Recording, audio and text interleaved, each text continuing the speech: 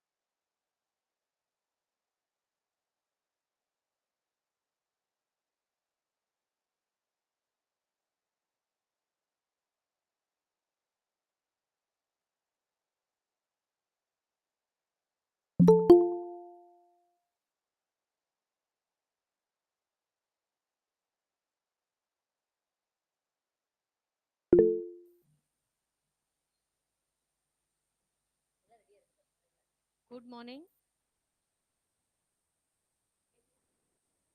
Good morning, all.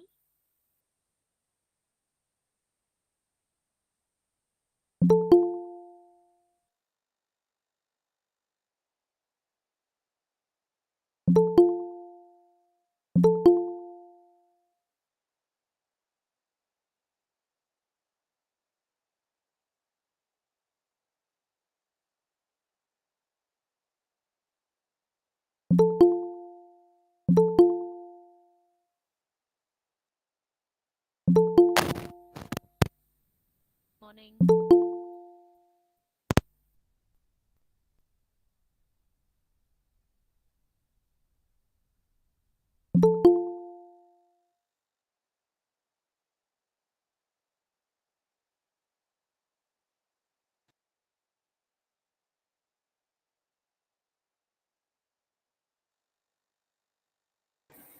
Am I audible, ma'am? Ma'am, am I audible?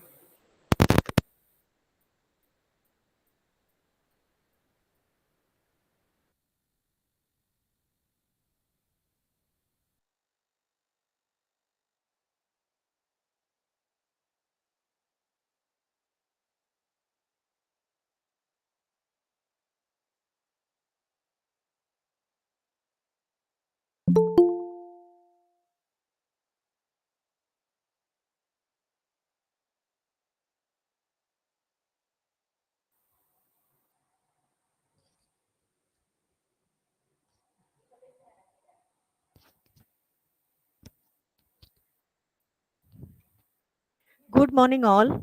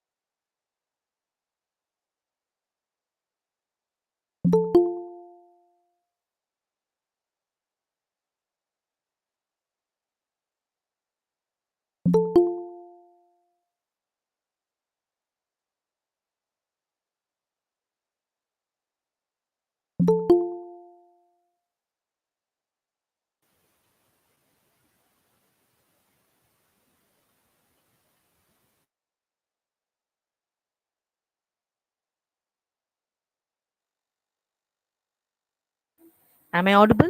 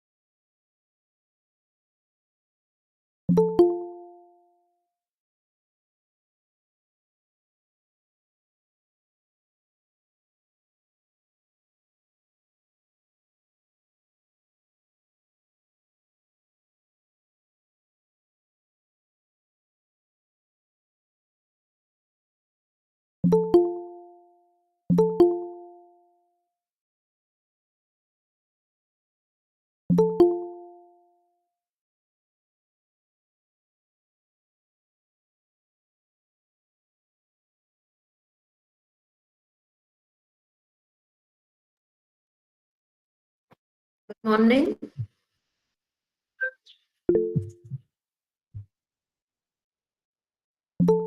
Am I audible? Can anybody hear that? Yes, Sudha, you're audible, audible. Yeah, okay.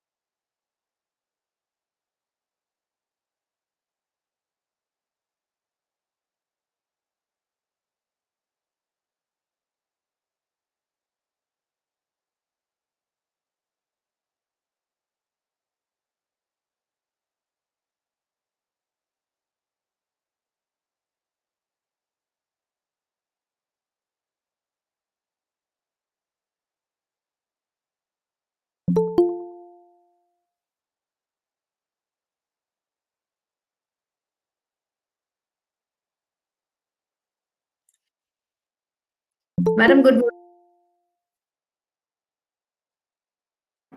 Madam, you're not audible.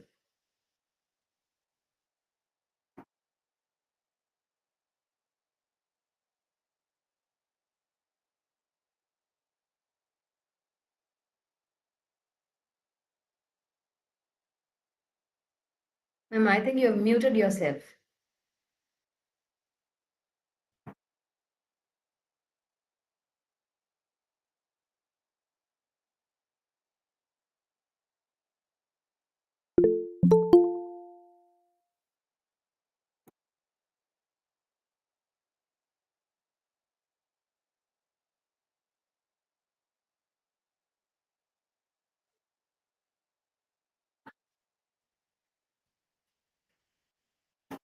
Ma'am, am I audible to you?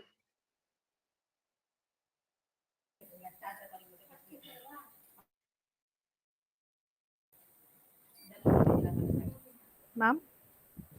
Now you're okay. Yes, ma'am. Yes, ma'am. Good Ma'am, shall morning, we ma'am. wait for 2-3 minutes? Very good morning, ma'am. Shall Okay, we ma'am. wait for 2-3 minutes, letting the Ah, participants to join? okay, ma'am. No It's issues. already 10:10. Probably another 2-3 minutes and we'll start, ma'am. Sure, ma'am. Sure, I'll wait. Yeah, thank you. Thank you.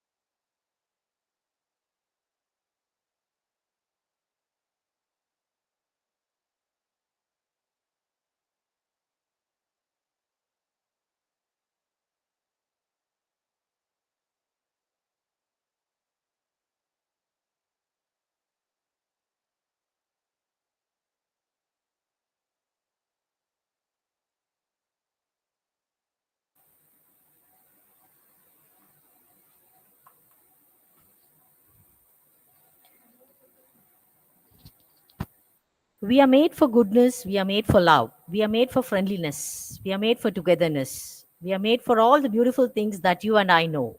We are made to tell the world that there are no outsiders, all are welcome. A very happy morning to all the faculty delegates who have joined here for this 5 days faculty development program and has participated for the last 4 days with the same enthusiastic spirit and has been turned up today for the last day of the faculty development program on machine learning using Python. A special thanks to all the participants for duly completing the quiz on a daily basis.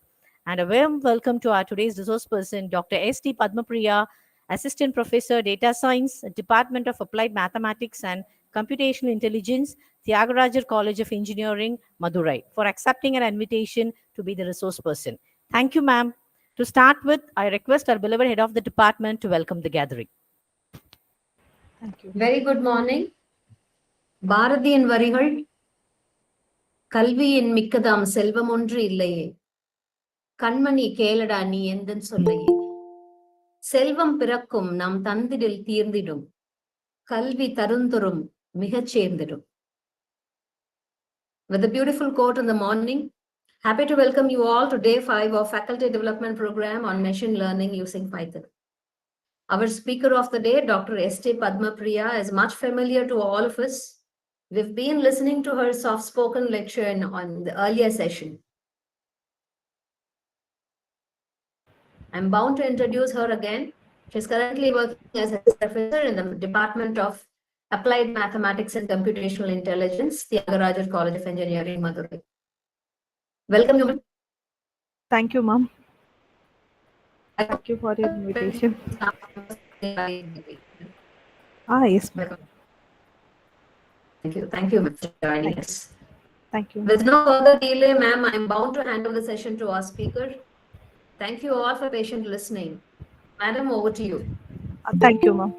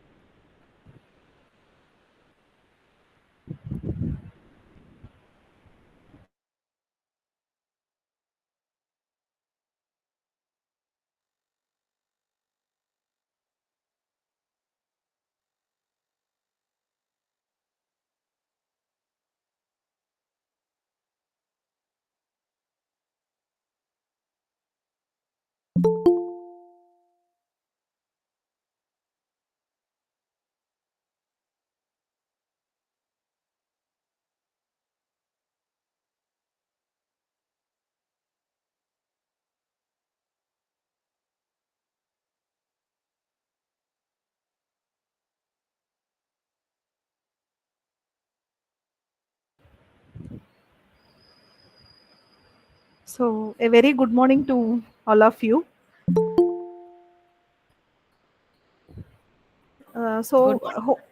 Good morning. Hope you have learned about all the machine learning concepts in these 4 days. I shall ask some few questions so to know your level of understanding in ML. So you can use chat box also. So you can please type on the chat box. So what is supervised learning and what is unsupervised learning?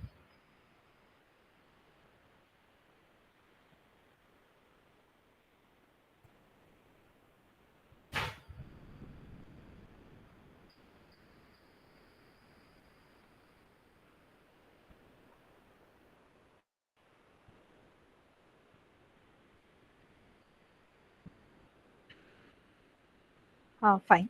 So supervised learning goes with labeled data. So we have some predefined labels.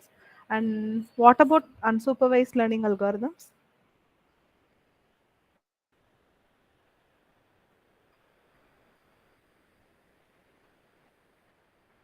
Yes. No labeled data. So the algorithm has to identify some uniqueness among the features given in the data set, and it should classify whether it belongs to a particular category or something. So let me start my session. So today we shall discuss about some practical implementation of one of the supervised algorithm and one unsupervised algorithm. So before that, I'll just brush up some of the important concepts of supervised and unsupervised machine learning algorithms. So, what is supervised? So, as you said earlier, so these supervised learning, uh, so it will learn from some examples. So, it will have some observed examples, observations, measurements that are previously made based on that data set, and they are labeled already. For example, you can consider application like classifying two categories of images. For example, to classify fruits and vegetables. Okay. So previously trained data set will be so previously obtained data set will have different pictures of different fruits pictures and as well as different vegetables pictures and the label for them. So fruits will be labeled as 1, then vegetables will be labeled as 0 or something. So it will have predefined labels. So these data set will be trained to the model and finally prediction will be made. So this is how a teacher gives the classes like supervision. So teacher will be assisting us, right? So this is what this like that. So in case of unsupervised learning, so we don't know the class labels. Okay, we'll be given a set of data. So our task is to establish the existence of classes or clusters in the data. Okay, so we have to find the number of clusters or number of classes in the data. So if we need a particular classes in some applications, for example, in case of this fruits and vegetables example, we will be having only 2 classes, right? So we'll be assigning the clusters to 2 so that the data will be classified into these 2 categories. So this is a simple depiction of supervised learning. So you can see in this picture. So the teacher teaches a child. So this is apple. Okay, there is a picture of an apple. So he teaches to the child. So this is an apple. Later, if she when she is going out and when she is seeing an apple, so she'll collect her previous experience. So our teacher has also this is these features. If it contains these features, if the apple is red, right, red and the shape of the apple is oval, then it is an apple. So the child recognizes an apple when she sees it again, right? So this is how the model is going to make predictions based on past data. So we are training the model using so based on some applications.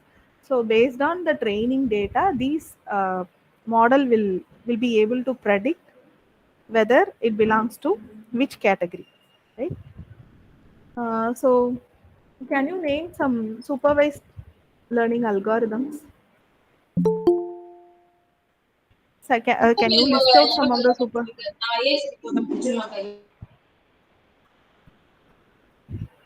Can you list out some of the supervised learning algorithms? Dear participants, you can unmute yourself and you can just have the answers for the queries. Your mic is enabled now. You can unmute yourself and answer.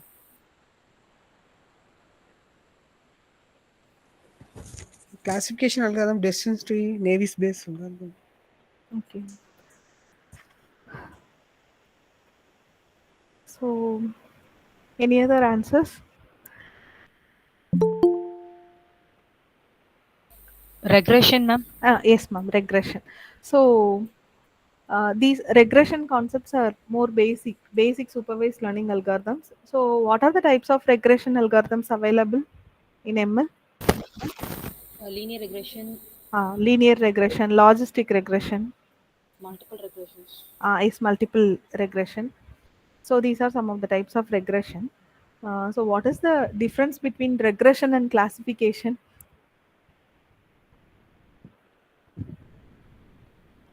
Classification means we define yes or no type. We classify it as. Okay, ma'am. In case of regression, Classification predicts the categorical class labels, whereas the yes. regression is that series that is models. Some continuous data will be given. Continuous data, yes. Continuous data will be given in regression, whereas in classification we will have specific categories. So can you name some of the applications under regression models? So where can we use these regression models and where these classification models can be used. Finding weather of Yes, ma'am. Weather forecasting. So it will be having the data set using multiple dependent and independent variables. So like humidity, so rainfall, okay, so the temperature and everything. So based on these parameters that are available in the past, we can predict whether today it will rain or not. Right? This is an example for regression. Good. So what about classification?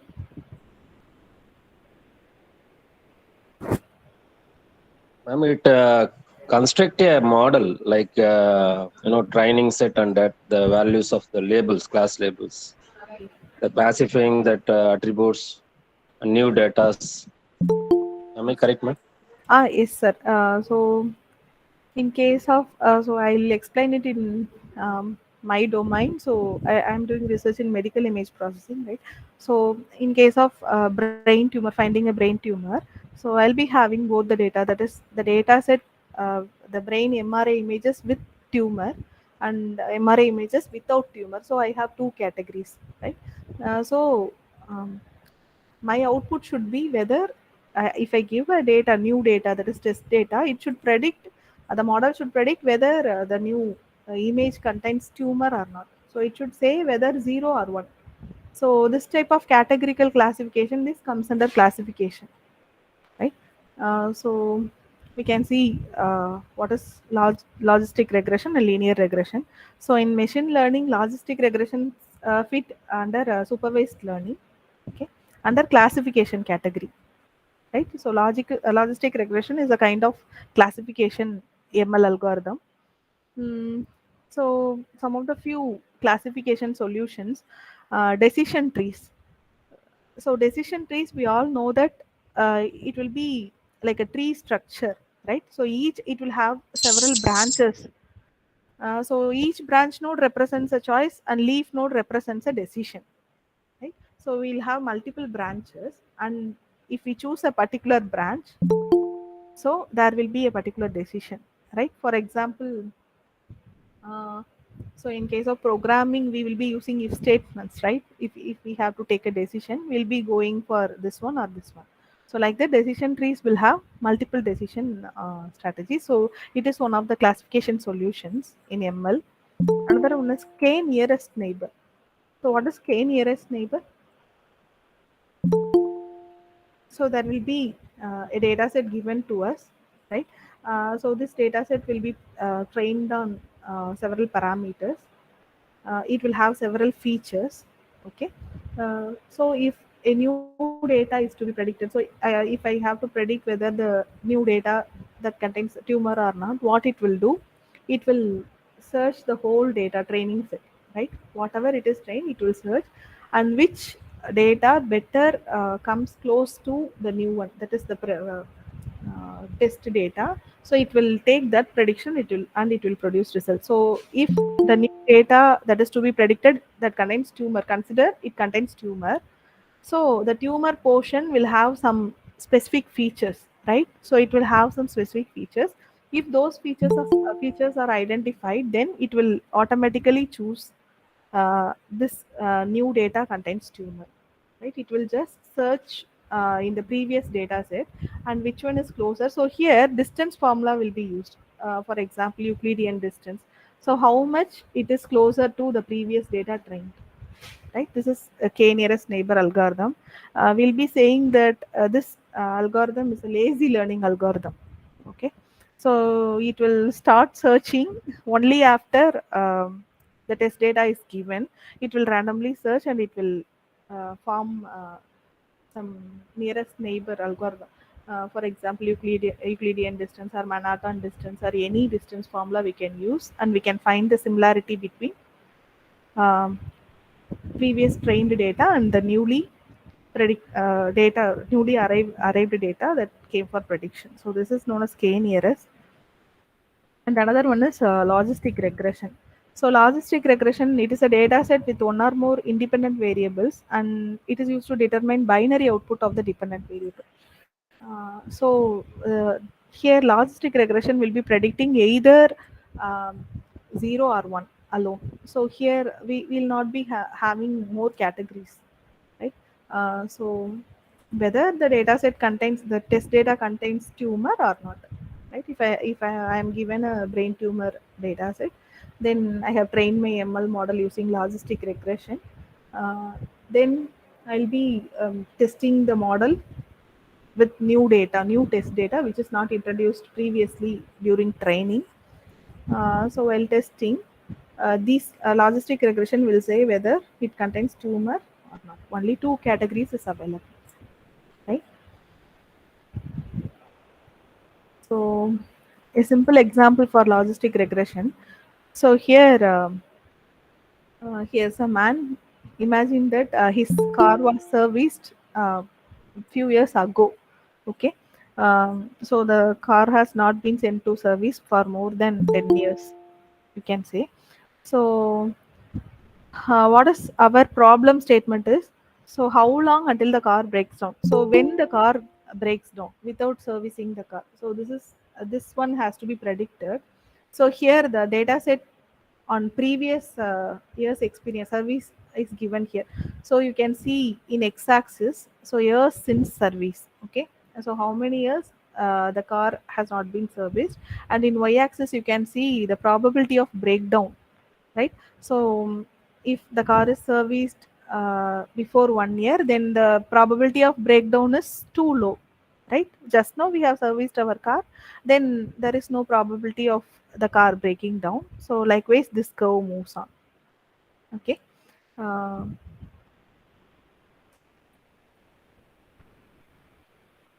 so you can see the probability here. So at this point the probability is less than 50%, so the value will be rounded off to 0. So it is considered that the car will not get breakdown if this is the probability. That is, if the car has not been serviced for around 2.9 years. Okay, here if the car has not been get serviced more than 5 years or 5.5 years, then the probability will be greater than 50%. Here the value will be rounded off to 1, where there is a possible more probability of the car getting breakdown. Okay, so here the middle value is thresholded value. Okay, uh, so here there are two options, right? So the car may get breakdown or it never get so there are two probabilities here. So this is threshold value. So here the 0.50 exactly, it indicates that the car is more likely to break down after 3.5 years of usage, right?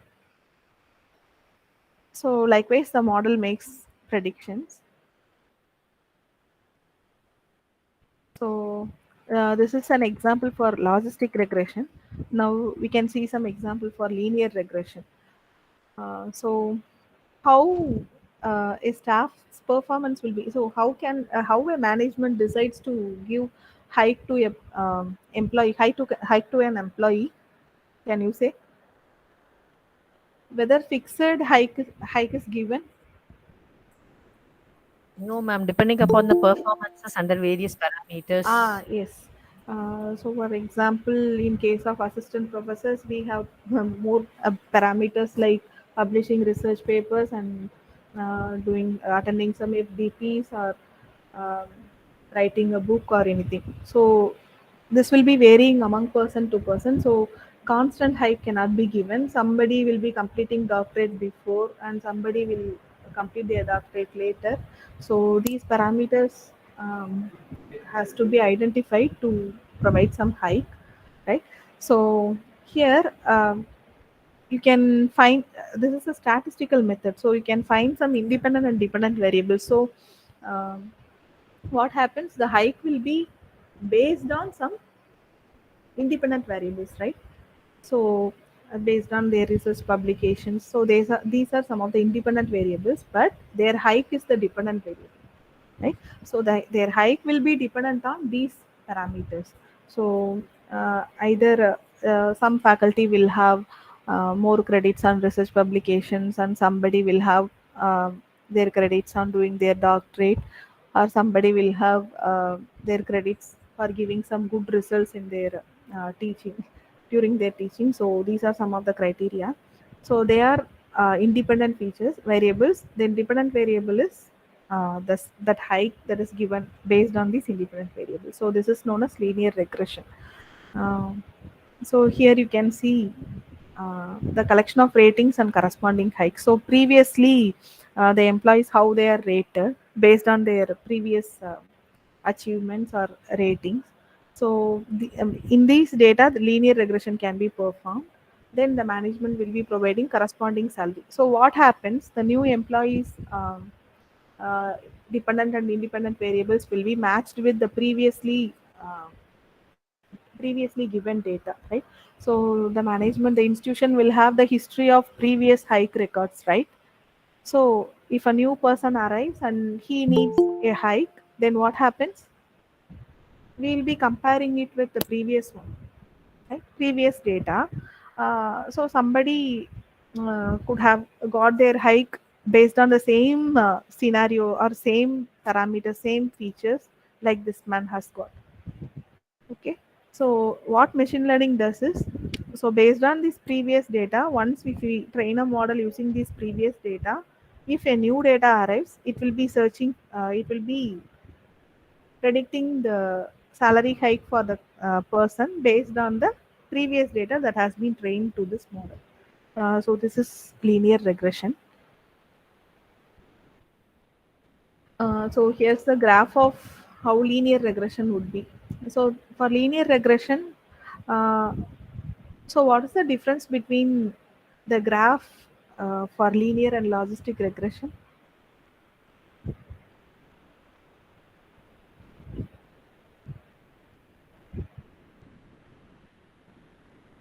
Can you say the difference?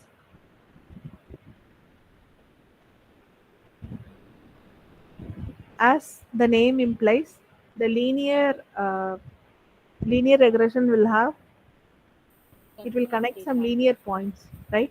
Continuous data. Continuous data. So it will be only a straight line will be drawn. So based on that, the prediction will be made. What about logistic regression?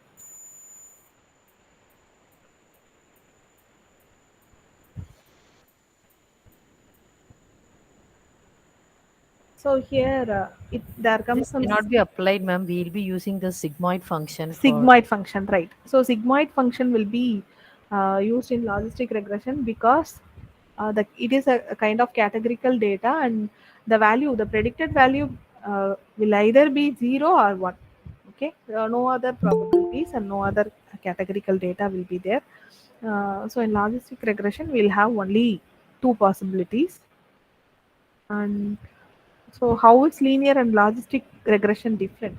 So in linear regression, it is used to solve some regression problems. Okay. For logistic, it is used to solve some classification problems. So here the response variables are continuous in nature. Here the response variable is categorical in nature. Okay. It helps estimate the dependent variable. Okay. As I said in the previous example, can you get it? Right. The dependent variable is the hike of the employee, whereas the independent variables are the the various parameters, ma'am. parameters, right? Yes. And so logistic regression, so it helps calculate the possibility of a particular event taking place. Okay. So it will just say whether it is true or false. That's all. So here the graph will be like a straight line. Here it will be an S curve because the prediction will be from either 0 or 1. So sigmoid curve will be used. So these are some of the logistic regression examples. Okay. So if given a data, it will classify whether it is humans, animals, vehicles. Okay. So it will identify different components that are present in the image, and it will help to categorize them based on their features. And in case of healthcare, so a person, he is having some revised trauma score and his injury severity score, so how much he got injured, what is his age. Okay, then based on these three parameters, we have to predict whether the patient will survive. Okay, what is the survival rate of the patient? Okay, so this is another application for logistic regression. So this is how our model is going to be built, right? So this is a uh, number identification system, handwritten digits identification system. So you can see some training set here, and training set, it is trained to the model, right? So after training, a test set is applied. So initially the whole data set will be splitted into training set and testing set. Okay, the training set alone will be trained to the model. Okay, so the test set is a set that is ever seen by the model before, so that we can get some accurate predictions. So finally, after training the model using some machine learning algorithm, this test set is applied to this model for prediction, and finally the model identifies the number in images. So I'll explain you the code implementation part of logistic regression, right?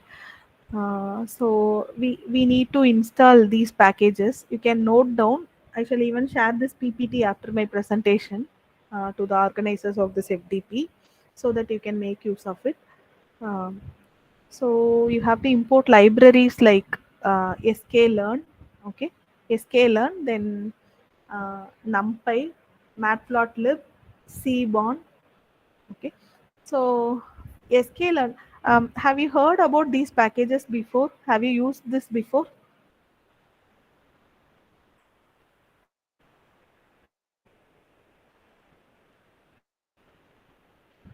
Ma'am, the responses are there in the chat, ma'am. Okay. No. Okay.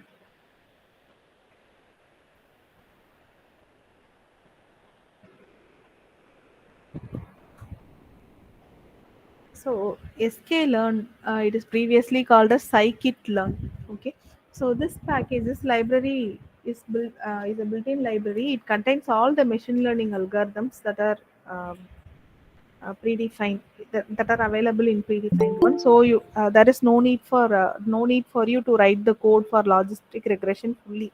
So we can just import these sklearn package, and you can make use of any machine learning algorithm. I'll explain it later when it comes. So So the first from sklearn dot datasets import load digits. So load digits is a dataset that is available in sklearn itself. Okay, you can just import this. If possible, if you have Python now, you can just type it. So this is a picture. I have just clipped it and I have pasted here. So it is not possible for me to paste it in the chat box. So if possible, you can do that. Otherwise, I'll share the PPT after completing this lecture. So the second line from sklearn.model selection, import train test split. Okay, so inside this sklearn, so from model selection module, we can import the train test split. So this is a function that is predefined one. It is used for splitting our training testing data. So can anyone say the percentage of training testing data? How much data can be split allotted for training, and how many? So what percentage of data can be allotted for testing?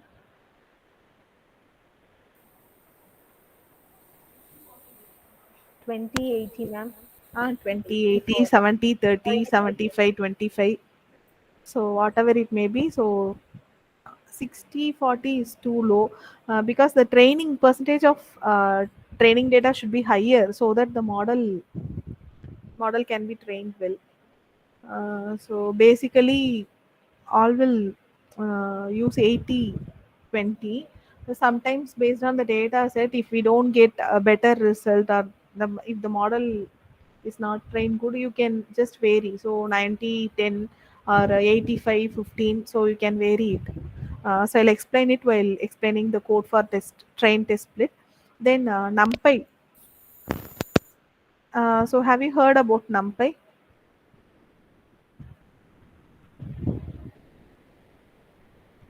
NumPy is used for matrix Numerical numerical, calculation. yes, numerical calculations and matrix operations and everything. It comes under NumPy. Then matplotlib,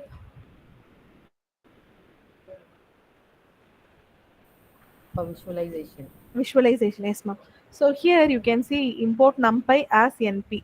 So this np is user defined one, you can give any name here, right? Likewise import matplotlib.pyplot as plot. So you can call this function using this variable. So import cbon as SNS. So cbon, um, this package is used for statistical graphics in Python. Okay. So the cbon is built on top of matplotlib and pandas. So pandas is used for handling data structures, right? We have so efficient data handling. So both matplotlib and the features of pandas are extended on this package cbon. Okay. So we need to evaluate the metrics, right? So the accuracy of the model. Okay. So we import this from sklearn package. Then here we are loading the data set here. Digits is equal to load digits.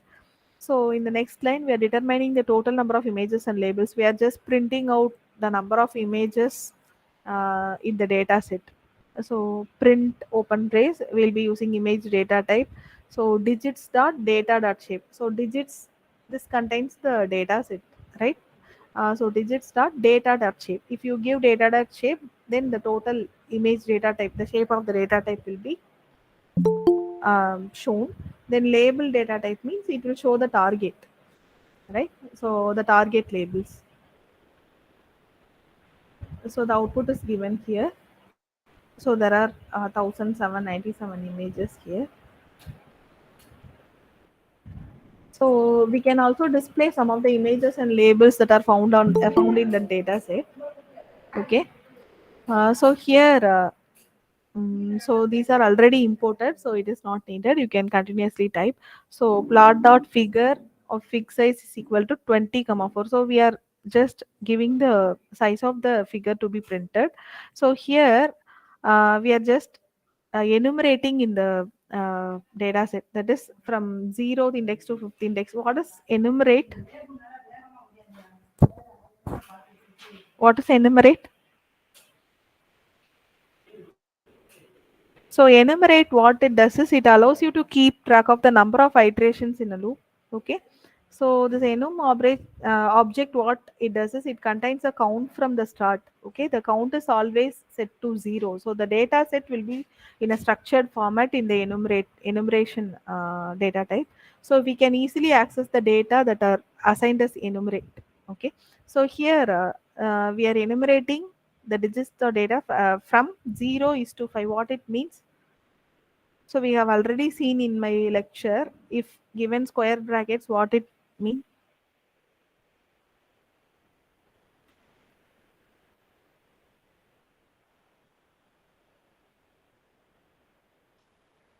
So from 0th image to 5th image, what it will be displayed, right? We are just enumerating, we are just iterating the loop here. So now we are plotting using plot dot subplot.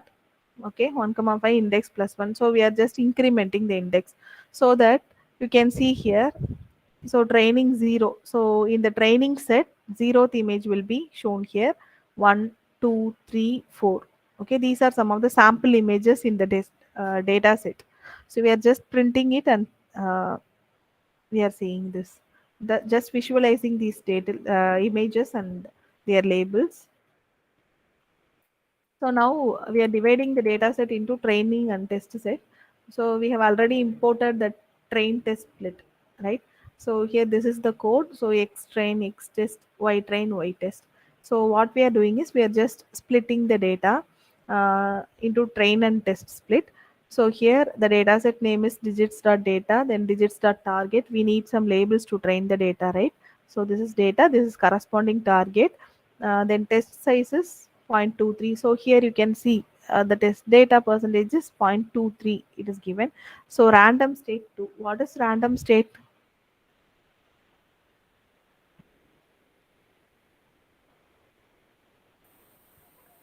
Ma'am, it is the selection of whenever we go for the training process, If the random state is set to be 0, then it is going to take the same set of data again and again. But if Yes. you give a varied value, it automatically changes for the computational process. Yes, ma'am. So shuffling of data. So how much the data should be shuffled? So it is given in random state. So we can just print the train shape after splitting train and testing data. We can just print and see the size of shape of train data and test data. Okay. So you can use this dot shape so that you can see the shape of the training and testing data. So now we can directly import the logistic regression model. So it is already in sklearn. Okay, sklearn that linear model. So it comes under linear model module. So we are importing logistic regression. So be careful. So these are case sensitive. So L must be in capital, and R will be in capital here, and other alphabets will be in small letters. So be careful while using this. So we are importing this. You can better use Jupyter itself, Jupyter notebook, so that you can interpret line by line. You can easily solve the errors.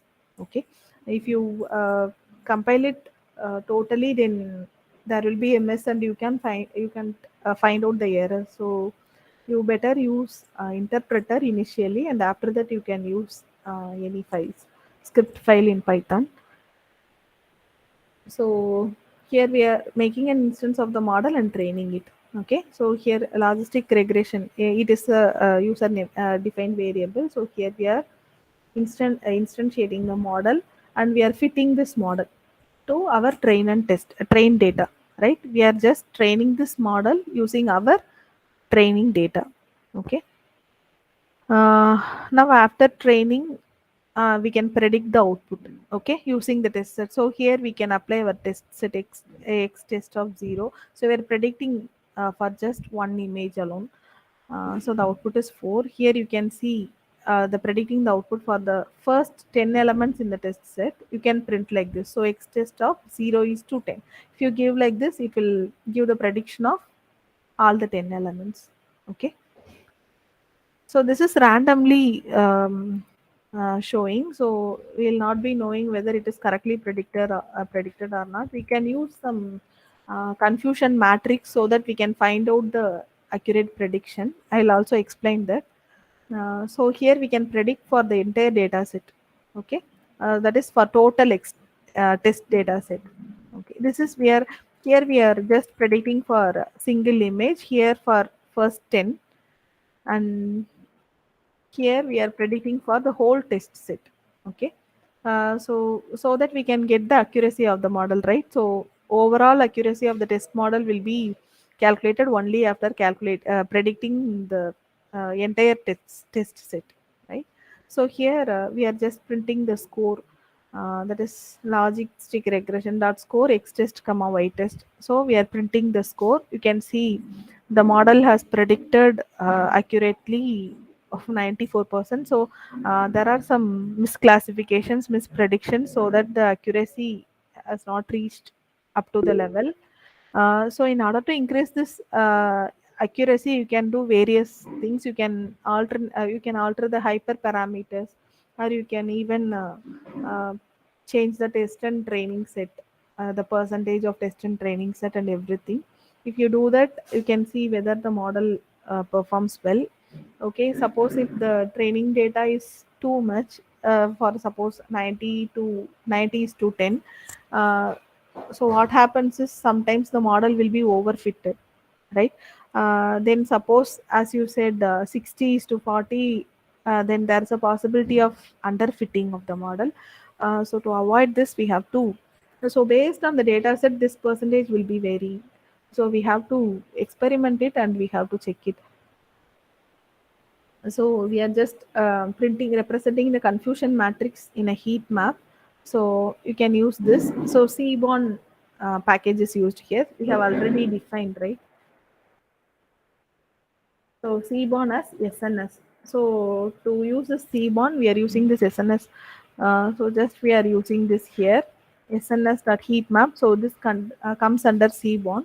So we are just printing the heat map using this. So we are giving the line width. Okay. square, then CMAP. So these are representing that confusion matrix. Okay. So plot dot y label. So we are plotting the y label and we are plotting the x label. Okay. Y label is the actual label, whereas x label is the predicted one. And our accuracy score is printed here. So this is the output of the above code. You can see this. Okay.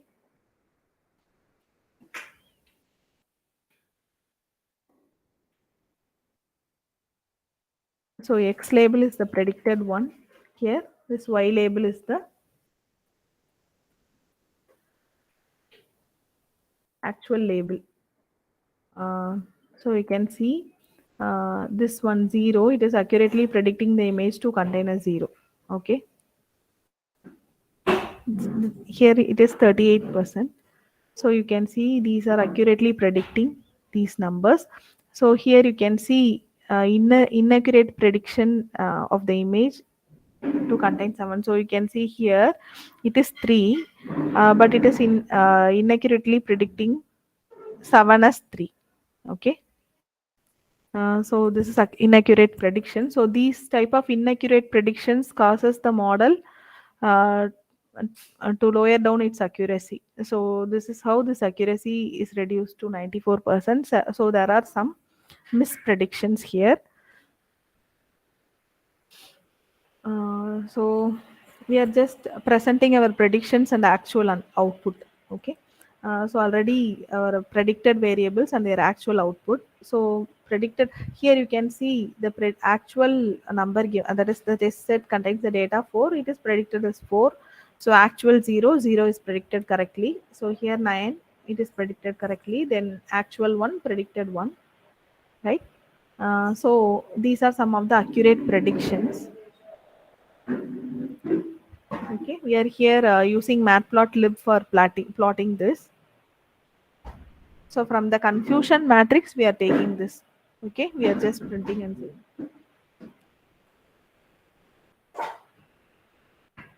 So finally, the model is trained, and it can predict a number, handwritten digit. Okay, up to 94%. So this above model, it can predict accurately, predict the numbers accurately up to 94% using logistic regression ML. So other things, k nearest neighbor or decision tree, even these ML algorithms, they are also available in under this sklearn package. You can go and explore. You can easily find out the code. Okay, you can use so the test and training test split, and these are the common things that will never be changed. Okay, in the place of algorithm alone, you can use whatever ML algorithm. So in case of logistic regression, we are using logistic regression, right? So whatever algorithm you want, Navy Bayes or anything, you can import it from this sklearn.linear model, and you can get the results.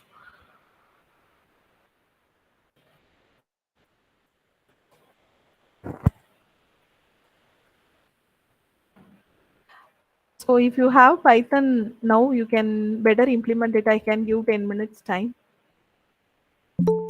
Then we can go for one unsupervised algorithm. I'll teach you k-means clustering step by step.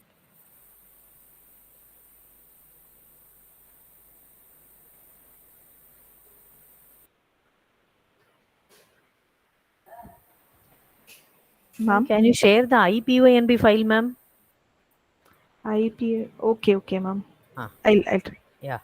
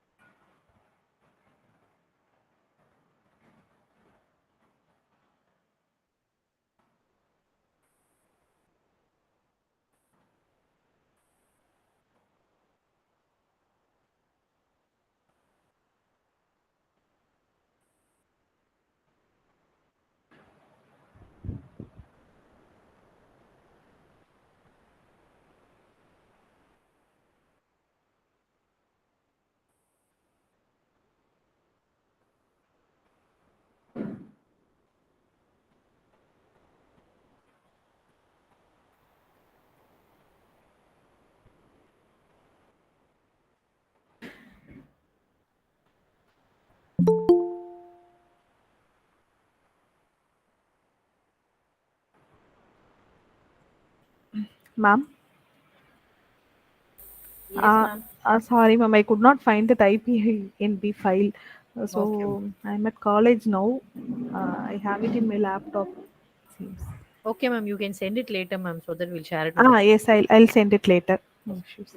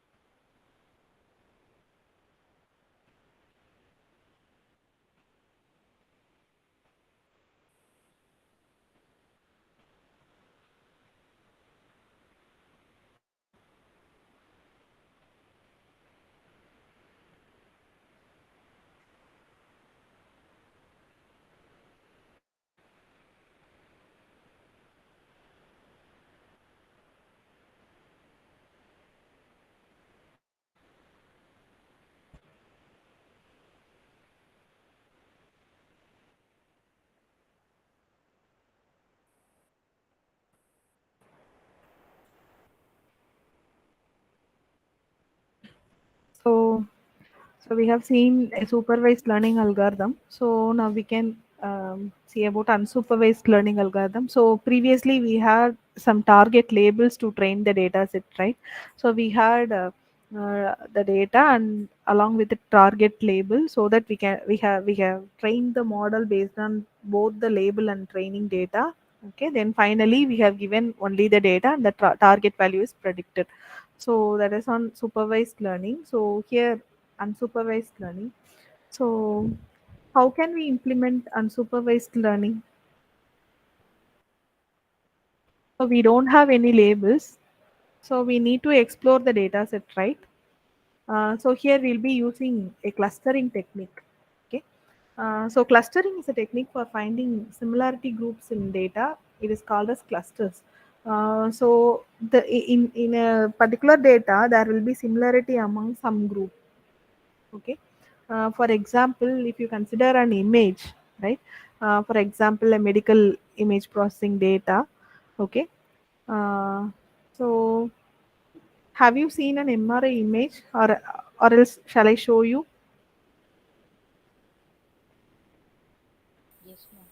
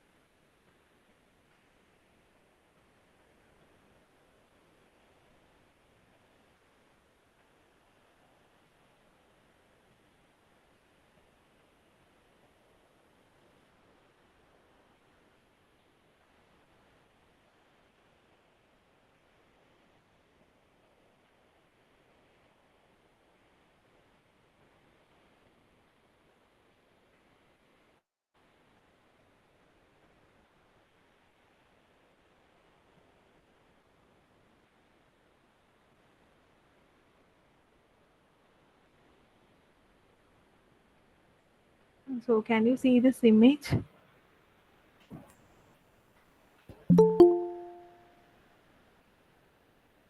Yes, ma'am. Okay. So So in this image, what is the feature? What will be the feature? So the pixel value will be the features, right? So I have to distinguish between. So this is the tumor region. You can see my cursor. So it is a dark region. Okay. Here you can see the border of the tumors, right? So the tumor is so it will not be in a particular shape, so it will be distributed and it will be messy. So in case of identifying this, what happens here, you can see three classes. Okay, some gray patches you can see. Okay, some dark patches, that is tumor region. Okay, this is CSF. More dark region is CSF. So the features will be like the pixel range of this region, that is gray matter will be under one category, this white matter will be under one category. Okay, this this region, that is little bit gray. So the images will have pixel values ranging from 0 to 255, right? So based on this, the tumor few features will be given on previous data set. So what happens, the clustering, what it does is it will group similar data points together. So that is the motive of clustering. So these gray matter, so here also we'll be using distance formula only. So this distance formula will be used for calculating the distance between each and every pixel. Okay, each and every pixel. So the more that comes near to it, it will be clustered under one group. Okay, if we do this clustering, then we can finally find some output, right? We will be having unique elements. So this one as single group, and this gray matter as single group, then this white matter as a separate cluster, and this is as a separate cluster. So it have n number of clusters. Okay.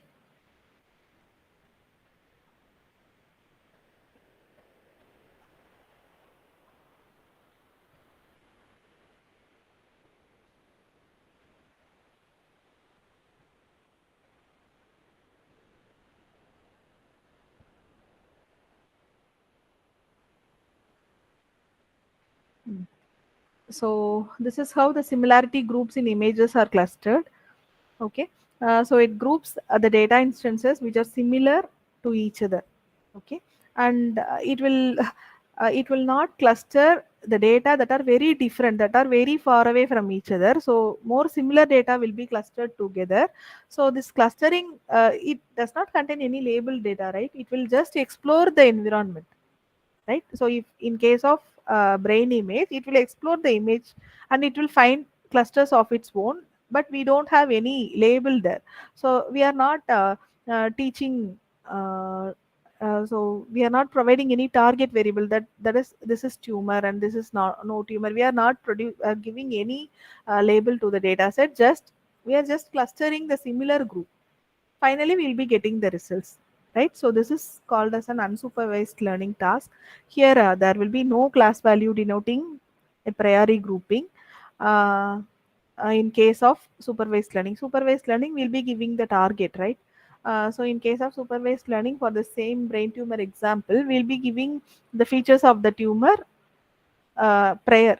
So we'll be giving the target label, right? So the features with this kind of brain image, it contains tumor. Okay, we'll be giving that in prior, whereas in unsupervised we don't have those data sets. So just we are clustering based on the uniqueness of the data points available. uh, so clustering is often considered synonymous with unsupervised learning. So whenever unsupervised learning comes into picture, this clustering term will be coming. So this is an example illustration. So the data set has three natural groups of data points here. So three natural clusters. So you just imagine the brain image that I shown you earlier. So these cluster may be that gray matter. Okay. So these pixel points, they are unique, and this is the tumor region. Okay. The similar pixel value for tumor region. So this may be for CSF region. Okay, so you can see three different clusters. You can imagine like that. So this is known as clustering. So just an illustration. So we are going to learn about k-means clustering today. Have you um, ever heard about k-means clustering? It is a very famous topic in ML. So most of them would have would have heard about k-means, and we could have learned about it. Do you know what is meant by k-means clustering?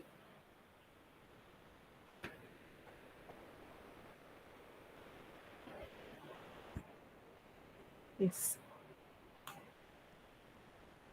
So what is K? What is you know about k-means clustering? Aarti?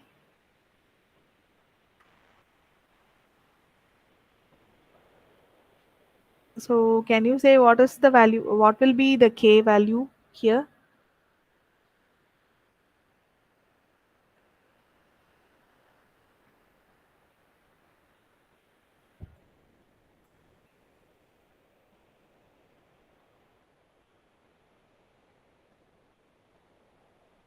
So K value doesn't mean the distance of the cluster. So it is the number of clusters to be identified in the pictures. So it means the number of clusters. So in case of brain tumor, so I have told you in number of features, right? So the gray matter will be one cluster. The CSF region will be another cluster, and the tumor region will be third cluster, and fourth cluster will be brain. That is that white regions. Okay, if we cluster like that, we can accurately get the tumor portion alone, right? So one cluster will represent our tumor portion. So it will be used for image segmentation also. So in case of brain tumor, I'll be using cluster 4. If I give 4, then I'll get some predictions, some accurate results. So number of clusters to be identified from a particular data set, that is known as K value. Okay, we'll be having so this k-means is one of the partitional clustering algorithm. Oh, it will be partitioning the similar pixels. Okay, so it will have some set of data points. So data points, we all know that will have a set of data to be uh, identified. So we are not going to cluster for single data alone. We are clustering for n number of data. So where this xi is a vector in real value space. So we are representing images. If it is images, we will represent it as a vector only. Okay, where r is the number of attributes, that is dimensions in the data. In case of images, for grayscale images, there will be only two dimensions. Okay, gray, white and black.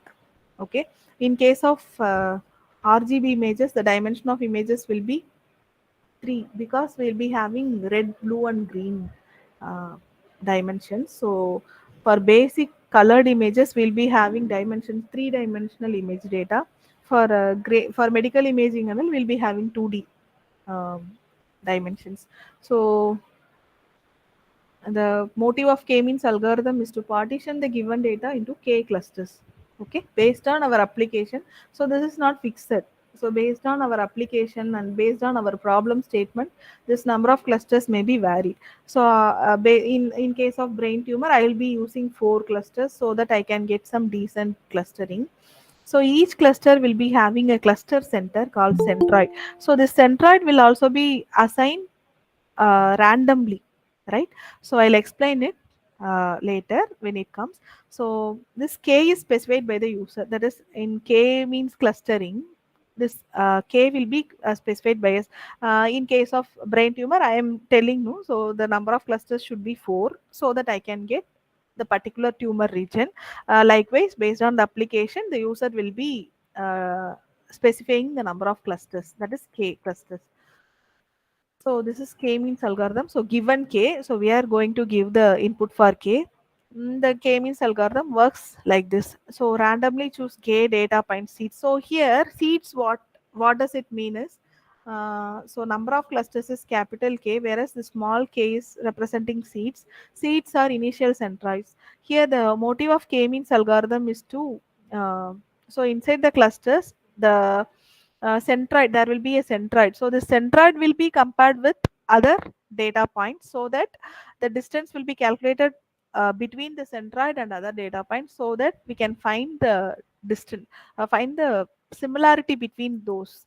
Okay, so that we can form a cluster, or either it will be gone as an outlier. If the distance is far away, then we are not going to cluster that point. Okay, so the seeds are randomly initialized. So assign each data point to the closest centroid. So based on the distance formula, so the data point which is close to the centroid is assigned to that particular cluster where that centroid resides. Okay. So after clustering, so this clustering will not stop. It is a iterative process. So the centroid will be changed. Okay, changed automatically, and centroids has to be changed randomly so that we can do exact clustering. So in one time we can't find the particular clustering, so it will have many mismatches. I'll show it in figure. So until it reach a convergence criterion, then this should be done again and again. That is steps from step 2 it is done again and again. So I'll show it with an example. So this is our k-means algorithm. So it is given in algorithm format. So here we'll be choosing k data points as the initial centroids, cluster centers. So we are repeating for each data point x belongs to D. Okay. So we are computing the distance from x to each centroid. Then we are assigning this x is nothing but a data point, right? We are assigning this x to the closest centroid, and we are just ending this for statement. Okay, so we are recomputing the centroids until we meet the stopping criterion. So what will be the stopping or convergence criterion then? So sometimes this clustering process should be stopped. So assigning this centroid should be avoided. Where it should stop? Ma'am, and during the iteration process, Mm. right, if two iterations, the centroid points is not changing, Mm. then we come to a conclusion that these are all the fixed centroid points by Okay. which the cluster has been made. Yes, ma'am. Yes. Um, so as ma'am said, so when no or minimum reassignments of data points, okay, to different clusters is not found. So when there is no change of centroids, when there is minimum decrease in the sum of squared error, so we'll be calculating this error. Okay, where in this formula you can see summation of j is equal to 1 to k. So summation of x belongs to cj, distance of x comma mj the whole square. Here CA is the jth cluster, so it is one of the cluster. Okay, so we'll have k clusters, right? So mj is the centroid of the cluster.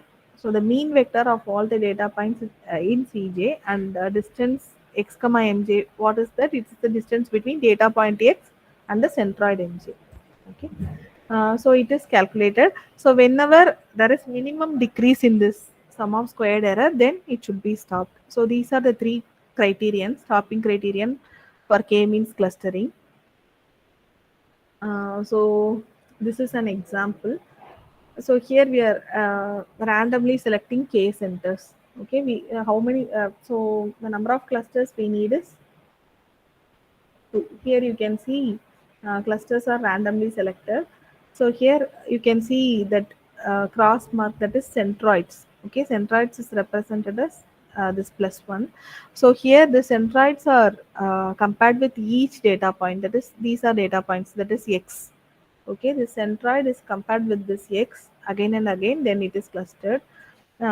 So here the recomputation is done. So here you can see the centroids are changed here. Okay, initially the centroids are here. Now the centroids are moved here.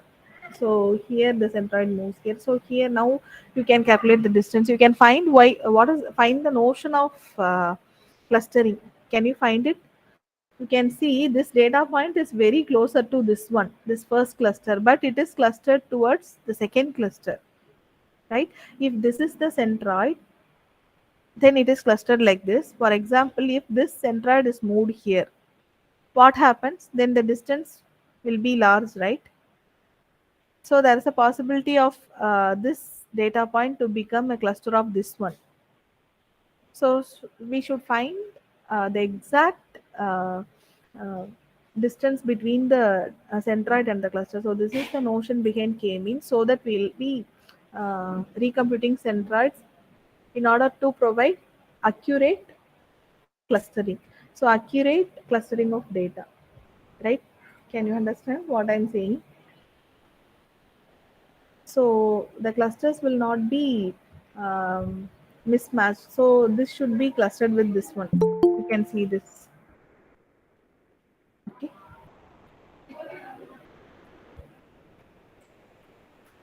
What happened? There is a change in the number of clusters. Can you see that? These two are these two data points are joined to this cluster after recomputing of the centroid, right? So the centroids are constantly changed and checked for correctness of our clustering, right? So appropriateness of our clustering. So it should not cluster. So cluster may be like anything. So it may be from this place to this place or like something, but we should calculate the distance and we should do this exactly. So this will not happen in some iteration. So the computation of centroid should be done more times until it meets some convergence criteria.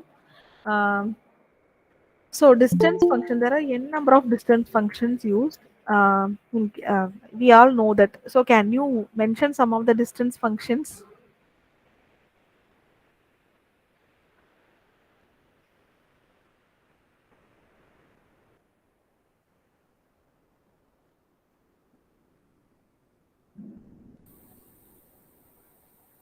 Euclidean distance, ma'am. Yes, ma'am. Euclidean distance, Manhattan distance, and everything.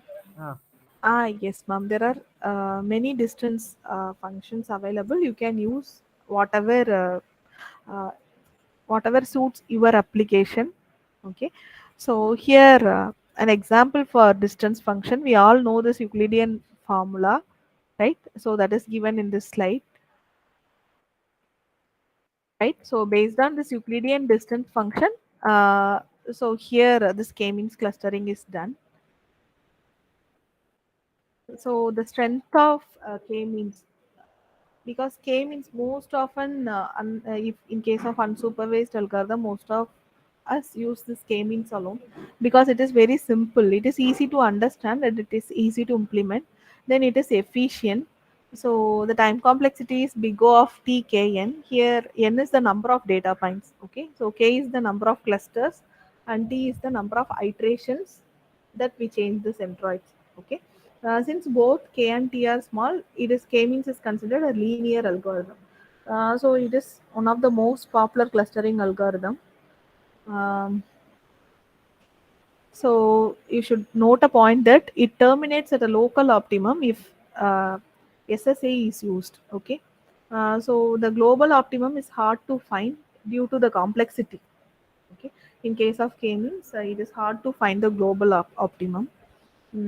So weakness of k-means is so the algorithm is only applicable if the mean is defined. Okay, so for categorical data, the centroid is represented by most frequent values. So the user has to specify k. Okay, we have to specify the number of groups to be identified. So this is one of the weakness. Then the algorithm is sensitive to outliers. So what is outliers? The data point that is far away from the clusters.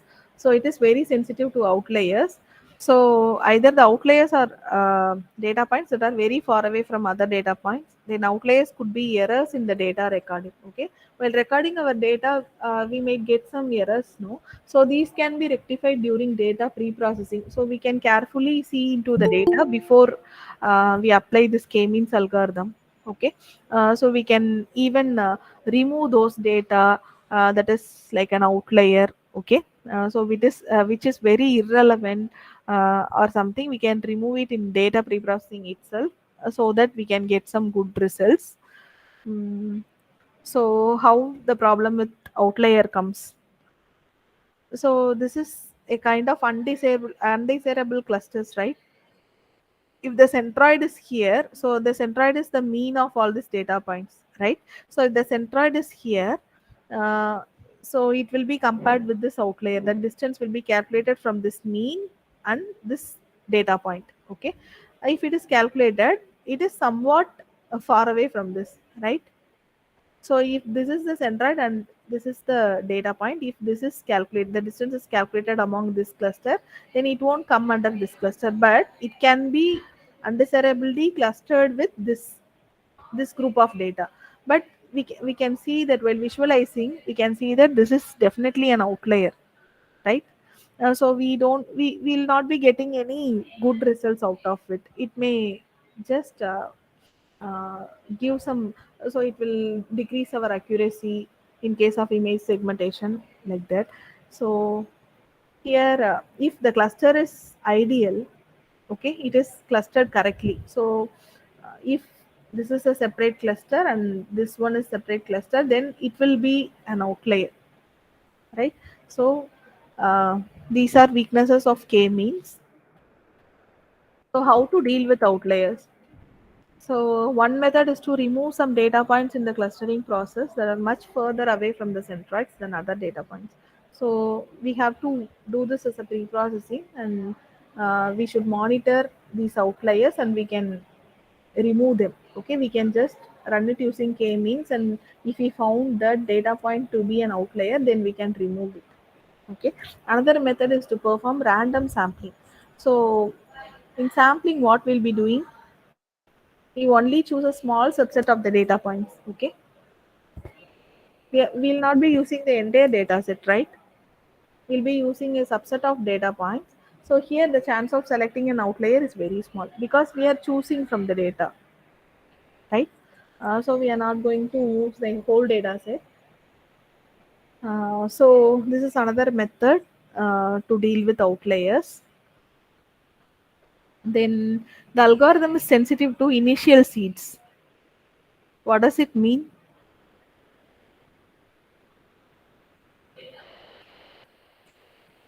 Suppose initial, so the initially, this is, we can see that this is separate cluster, this is separate cluster, but if the centroids, that is the mean seeds are given here, what happens? This may be grouped as a single cluster and this may be grouped as a single cluster. So can you see the difference?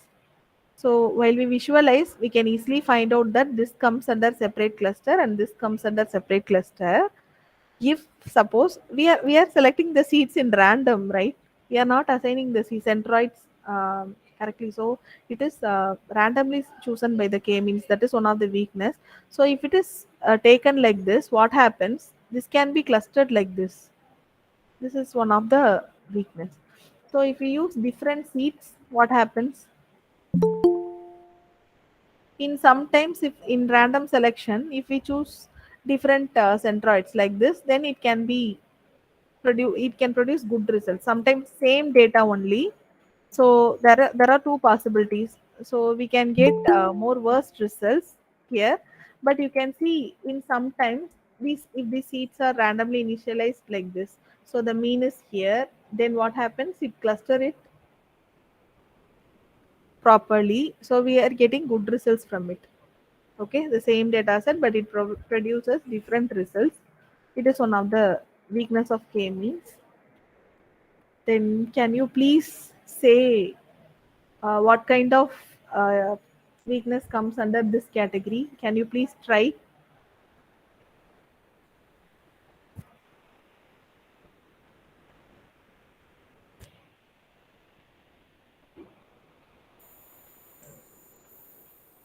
Ma'am, if the values are not exactly coming under the form of spherical representations, Yes.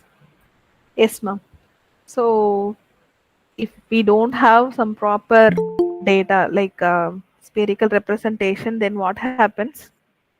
It is not suitable for discovering the clusters. Okay, so here you can see, so here, is it possible to cluster this data correctly?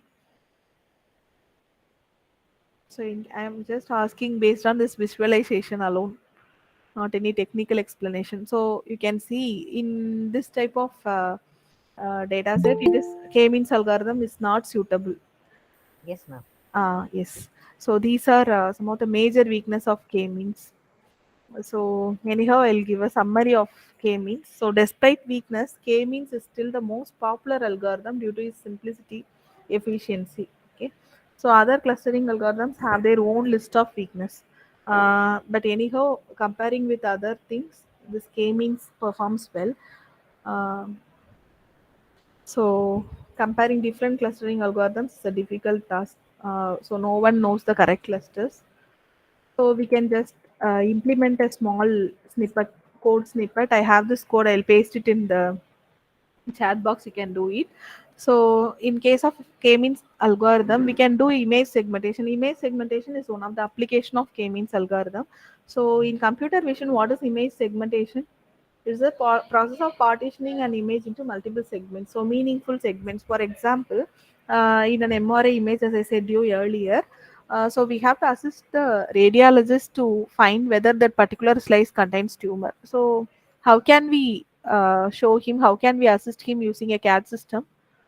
So we have to segment that tumor portion alone, so that they can find that. So here, the in this location, the tumor is found, right?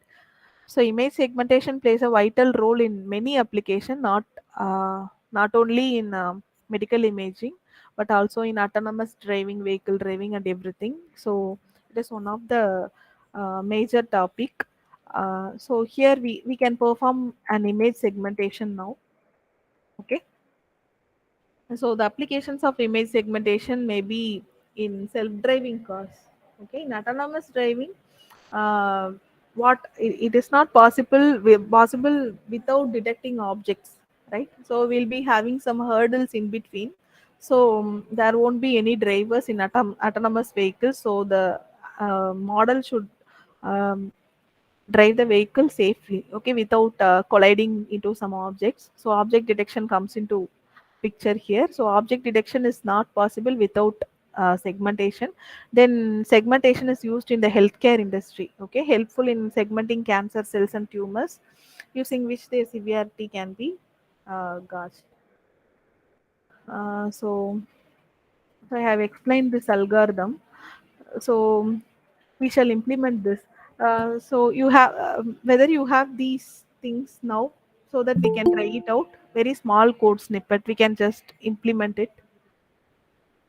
So Python, NumPy, Matplotlib, and OpenCV. So these packages are common, that's why.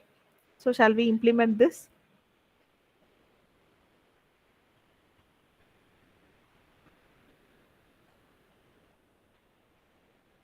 Ma'am, shall we implement this algorithm now?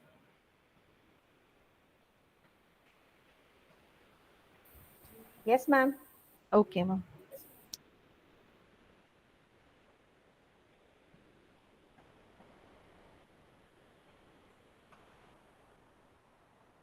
So I'll first explain step by step. So here we are just going to read an image and convert it. So I'll take this example. So you can use any other RGB image. You choose anyone. You'll be having some images, right? Or you just download from Google. Okay, any image, it's okay. So download it and save it in a separate folder so that we can run. So better to save the image in the folder where this program is going to be executed. Okay, or otherwise it's not a problem. You can just give the directory name here, so that that image will be loaded. So just we are going to read the image and convert it to an RGB image. So here we are importing NumPy, then Matplotlib for visualization, then OpenCV for image processing. Okay, so this is reading the image. So we are reading the image in the name of image. So here cv2.im read. So here you can give the directory in which your picture resides and give the correct name and extension, so that it will be loaded. Otherwise it will show some error. Okay, so initially we are changing the color to RGB. Okay, so using this function, so cv2 color image, what we are doing, we are converting BGR to RGB. Then we are just visualizing this image. I'll post this code snippet now. You can try it out.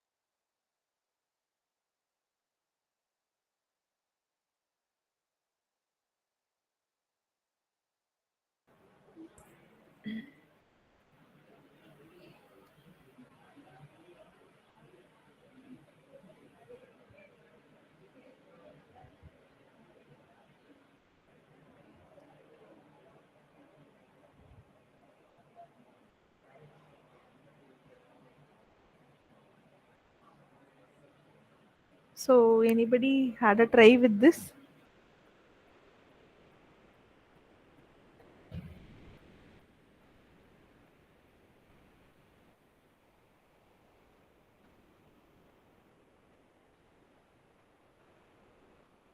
Okay, ma'am.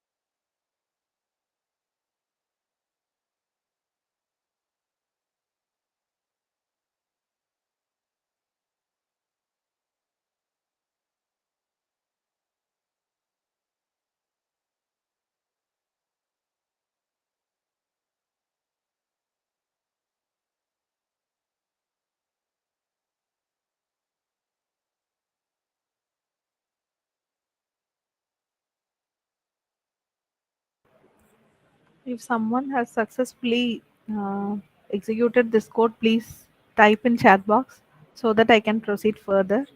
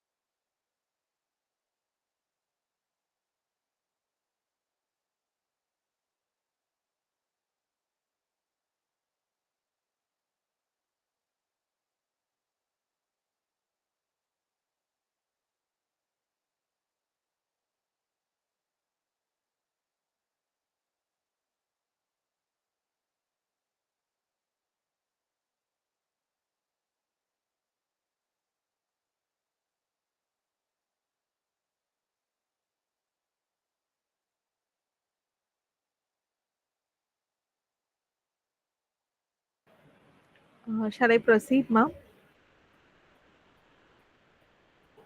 Yes, ma'am. Here the Jupyter Notebook online is very slow for us, ma'am. Okay, okay, Yes. okay, ma'am. So this is how the image will be shown. It will be plotted. So I'll share the PPT after completing this session so that you can try it out after the session. So no issues. Mm. So now we have to prepare the data for k-means algorithm. So here the image is a three-dimensional shape, but in order to apply k-means clustering on it, we need to reshape it to a two-dimensional array. Okay. Uh,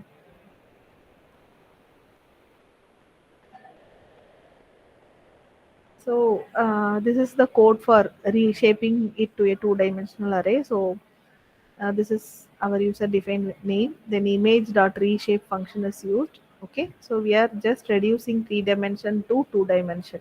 So minus 1 comma 3. So now we are converting it to the float type. So these are some of the pre-processing before applying k-means. Okay, so here we are just converting the pixel values to float type. So np dot float 32, this pixel values. So we are converting these pixel values to a float type and saving this same saving the float type values in the same variable. Okay. So for example, as I said earlier, this cluster should be given by us, right? The users have to define the clusters. So which means that the algorithm will identify 3 clusters in the image. Okay, if I specify 3, then it will identify 3. So this line of code, what it does is, it defines the criteria for the algorithm to stop running. Okay, so we have seen 3 stopping criteria, no? So for example, here we have given maximum of 100 iteration, or the epsilon value is 0.85. So have you heard about epsilon value in Python? So it is nothing. It is a floating point number. Okay, it is a round off error for a floating point number with a certain amount of precision. Now, so we are using this hyperparameter also. So either if it reach 100 iteration, then the cluster will stop. Otherwise, if the epsilon error comes to 0.85, then it will stop.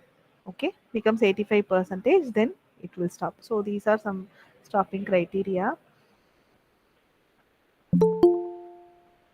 So now we are going to perform k-means clustering. Here the number of clusters defined is 3. Okay, so 3 clusters. So here we are using k-means.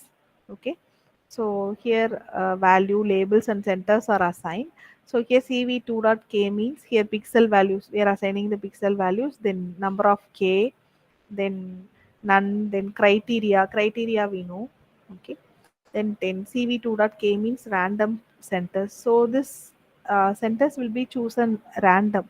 So this is the function for choosing the random centers, that is mean. Okay, so that this random centers will be compared with the new data points and the clusters will be formed. Okay, now the data is converted to 8-bit values. So these are normal pre-processing. So centers are converted into 8-bit values. So numpy dot int 8 centers. So finally segmented data, what we are going to do is we are just representing the segmented ones, right? So centers of labels dot flatten, so that it will show the number of clusters in this segmented region. So if the number of cluster is 3, then we can see 3 values. That is, you can, if you see the image, you can find it out. So you can see this is the above picture shows 3 clustering, right? If the value of k is set to 6 here, then we'll get this following output. So the image here, you can see a number of can you say number of clusters that can be found out? So green color can be one cluster, this purple color can be another cluster, this yellow can be another one. Okay, this black can Ma'am, be. Yes, ma'am. ma'am, if it is going to be 3 clusters, then it is like left wing, right wing, and Ah, the background, ma'am. yes, ma'am. Okay, okay. Yes, ma'am. Just so Ah, if you give 2 clusters, also it will show some results. mm, So it will just group it based on that similarity mm. among the pixels. Okay, ma'am. If we increase the number of clusters, then you can get some accurate predictions here. Okay, ma'am. To some extent, we can see some difference here. So here, if the number of cluster is 6, you can see the yellow colors, right? Yellow colors, some light purple color. Mm. So these are these are grouped together. Whereas here 3 clusters, it just randomly takes 3 cluster and it shows the results. That's all. So How exactly like the number of clusters is determined will be like in trial and error method? yes, ma'am. Trial and error method in case of this one. So in case of medical imaging, we can predict to an extent, ma'am, because we know the application, no? Mm. So we can predict.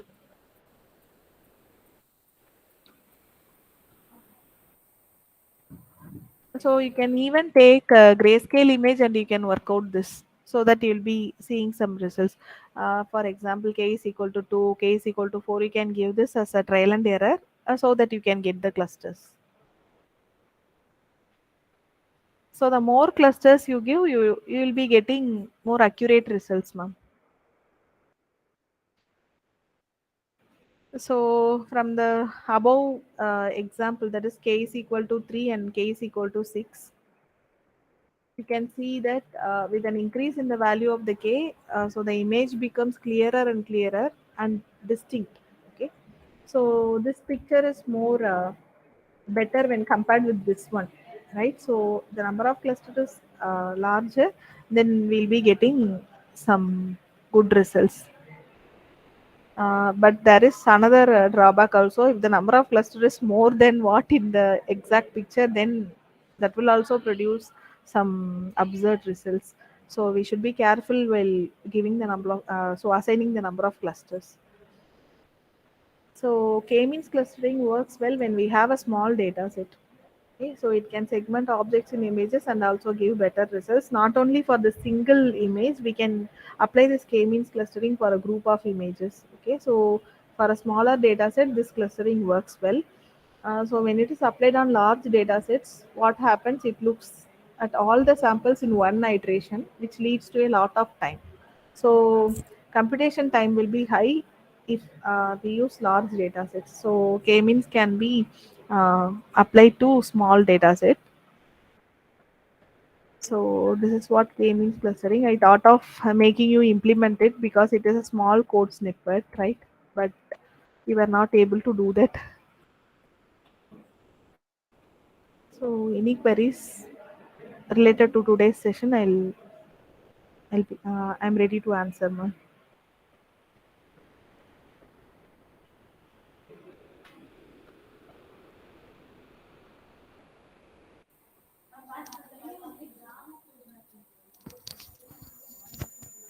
Participants, you can unmute yourself and you can give your queries here. Hello, ma'am. Yes, ma'am. Ma'am, you are telling about that cluster. When we increasing the number of cluster means we get the accuracy. Yes, ma'am. Accuracy, not meant by It's, accuracy. it's getting good result like that. Yes, yes, Uh, yes, ma'am. any criteria to this is the limit. If you above this type of above this range of cluster, you get this type of result. Any criteria is there, ma'am? Ma'am, it is purely based on our application, ma'am. So, as I said earlier, in case of medical imaging, as I show, you have seen some MRI data, right?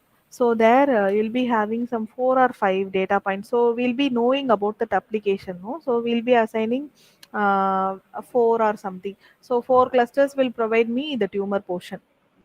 So I'll know so I should have a background knowledge about my application, but there is no criteria for applying this cluster value because number of clusters that should be specified by the.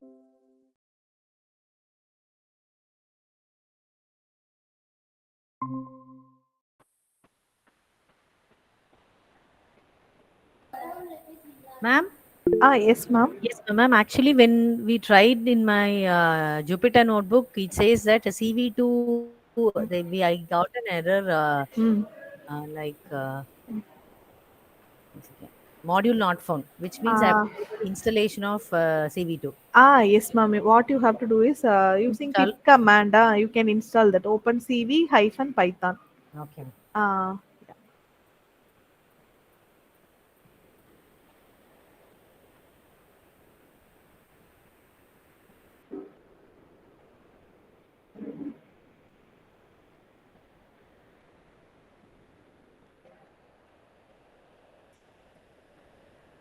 any other queries?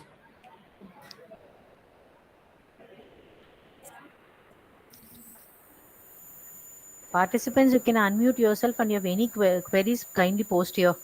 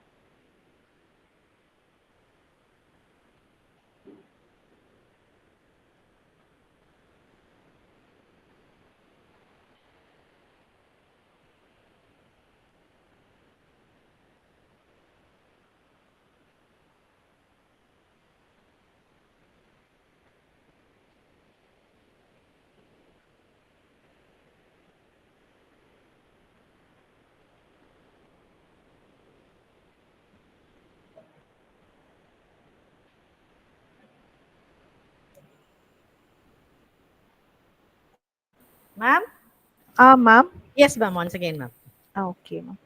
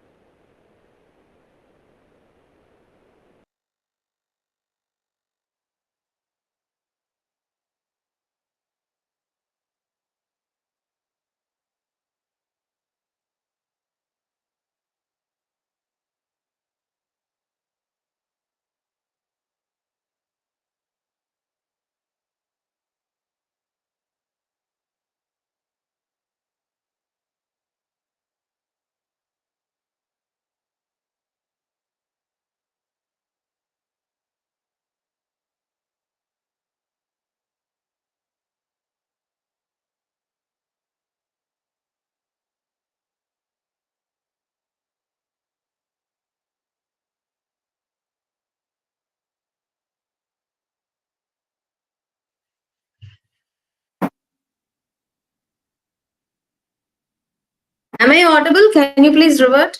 Anybody? Yes, yes, we are now audible.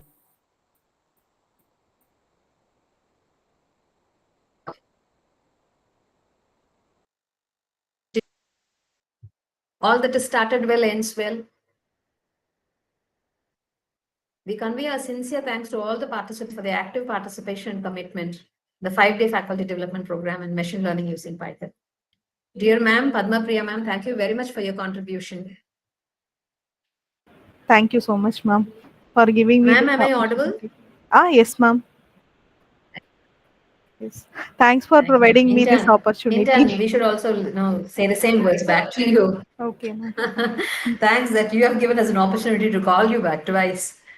Thank you. We appreciate your involvement and thank you for sparing the valuable time for this session, madam. Thank you so much, ma'am. And dear participants, thank you. Please stay on the line for some time. We are sure that by participating in this session, you would have gained useful knowledge and hopefully, when it's possible, we have kept up our expectations. We would consider all feedbacks during the planning such sessions. We would request you to continue taking notes during conduct of such training sessions in the future. We honestly thank all the speakers of the session for their cooperations and contributions. My wholehearted thanks to all the staff members who are involved in the smooth conduct and execution of the show. We once again thank all of you who made this faculty development program a success. And final note, we are in the process of slides from all the presenters. Once done, it will be updated in the group. So kindly stay in the group for a while. And again, it's everyone's energy and involvement, commitment and wonder that made this session really meaningful. And a humble request is, we request all the participants and the speaker to enable your video for a group snap, please.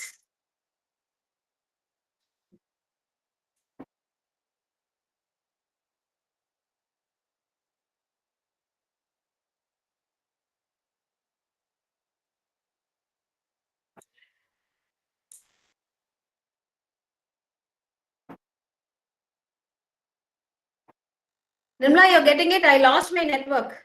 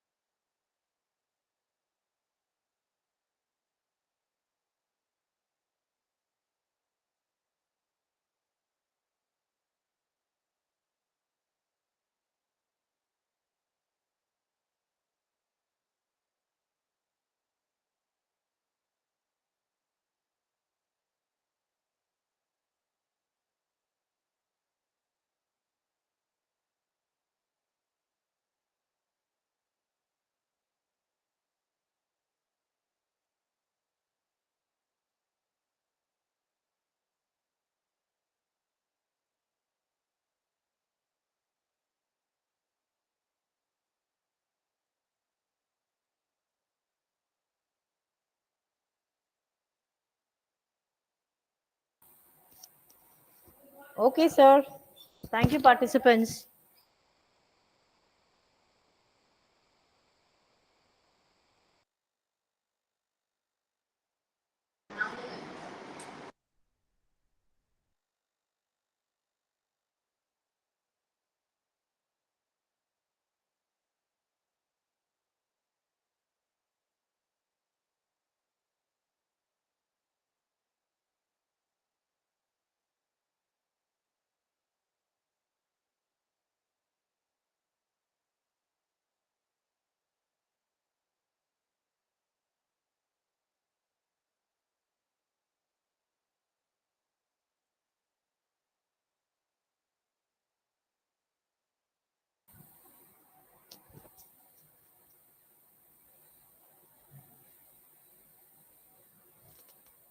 Thank you, participants.